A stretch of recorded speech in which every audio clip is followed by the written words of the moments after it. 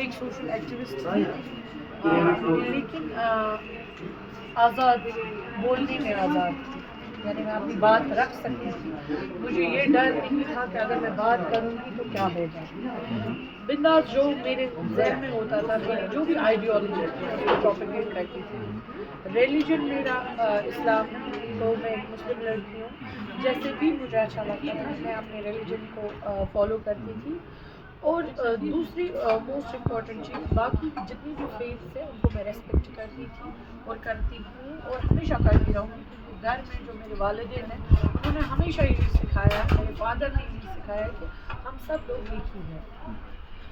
لیکن after the progression of article 370 and 35 سے کشمیر میں جو ایک ایسا فیئر سائیکوسس کریٹ ہوا کہ کشمیر کے ہر بندے نے، یہاں تک کہ ہر چرند پرند نے بولنا ہی چھوڑ دیا.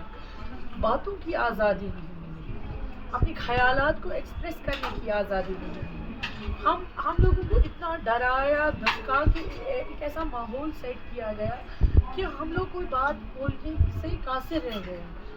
میں اگر یہ بولنا ہوتا تھا بھائی میں نے 1 سال کا پانی کا فیس ایڈوانس بھر دیا ہے لیکن مجھے پانی نہیں ہے، اس میں بھی ہمیں یہ ڈر لگتا تھا کہ اگر ہم یہ کہیں گے کہیں اس پہ ہمیں PSA نہ لگ جائے، کہیں اس پہ ہمیں کورٹ بلواڑ نہ جانا پڑے، کہیں اس پہ ہمیں تہاڑ نہ جانا پڑے. وہ تو ایک بہت ہی عام سی چیز ہے، معمولی چیز ہے، معمولی بات ہے. ایسا کچھ نہیں ہے کہ ہم ریڈیکلز ہیں. ہم پیس مینس جو ہے ماڈریٹ مینس جو ہے ان پہ یقین کرتے ہیں. اگر ہمارے مسئلے مسائل ہیں ان کو باتوں سے، میٹیگیشن سے، میڈیشن سے، کنسلیشن سے حل کرنے کی کوشش کی جائے. یہ ہمارا یہ تھا. لیکن ایسی ہوا بنائی گئی کہ آپ لوگ پانی نہیں مانگ سکتے ہو.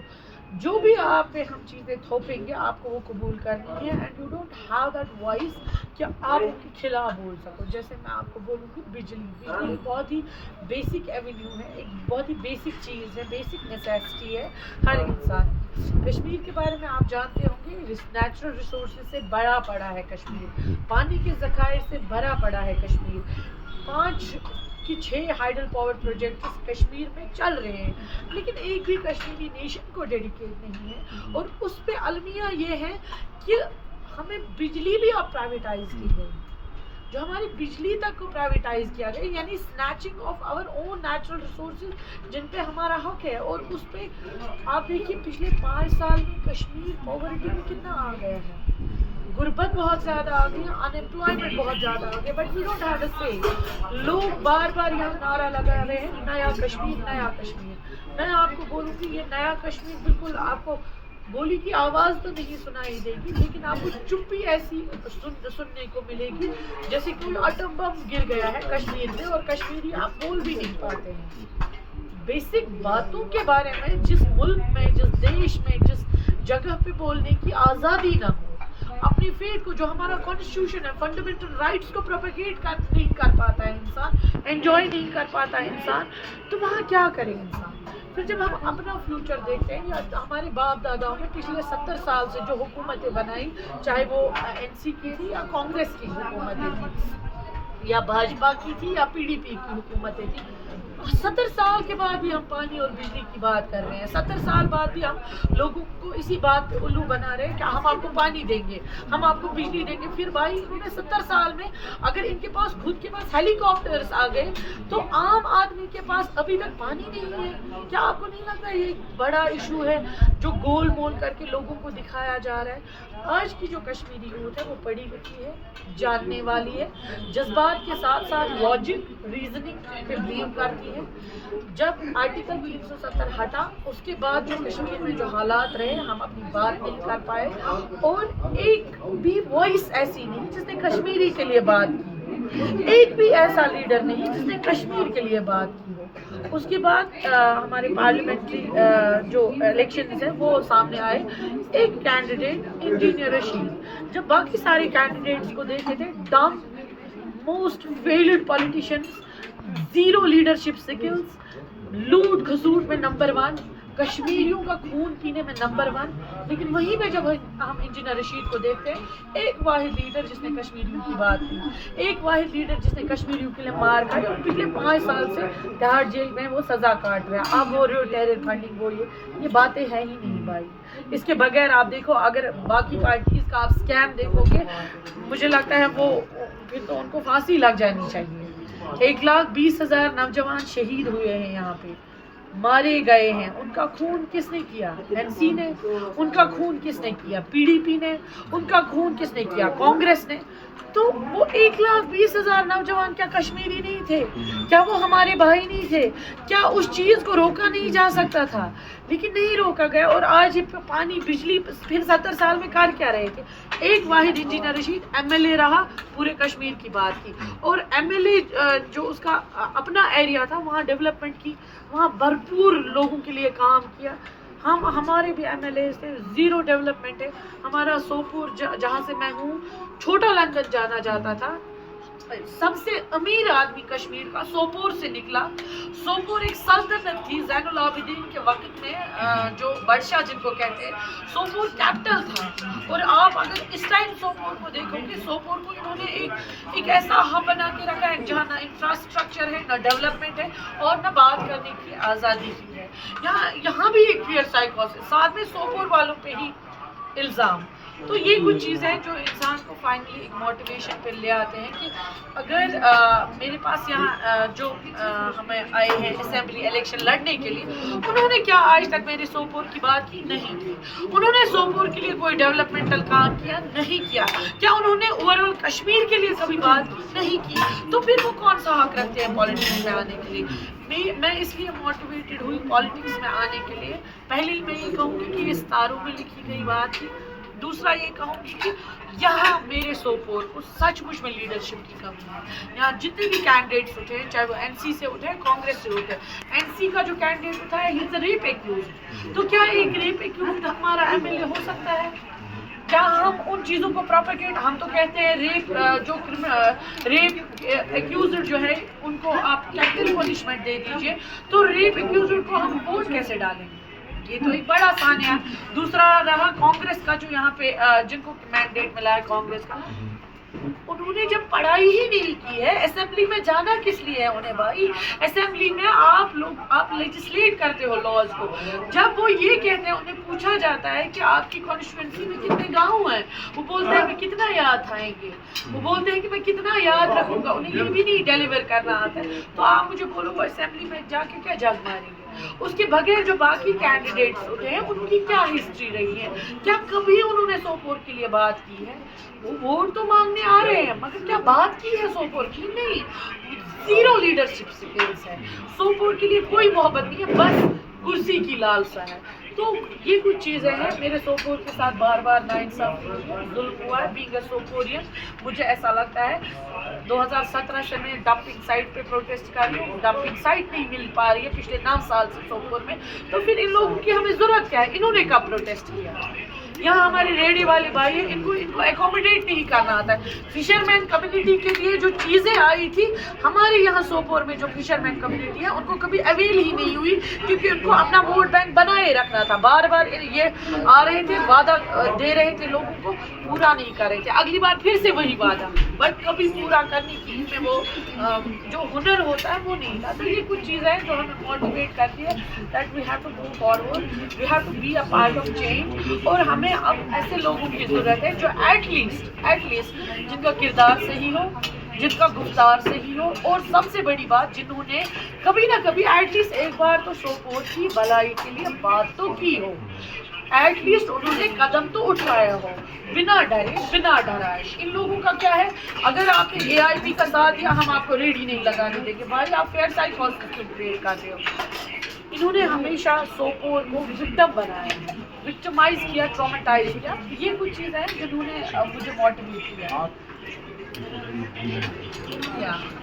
تو اور آپ نے ایجوکیشن کا بات کی، کشمیر میں کوئی بھی گورنمنٹ کے لحاظ سے دیکھیں یا پبلک ریپرزنٹیشن کے لحاظ سے لا، لیجسلیشن، لیگل پالیسی بہت معنی رکھتی ہے، کیونکہ اس کے کئی پہلو نکلتے ہیں.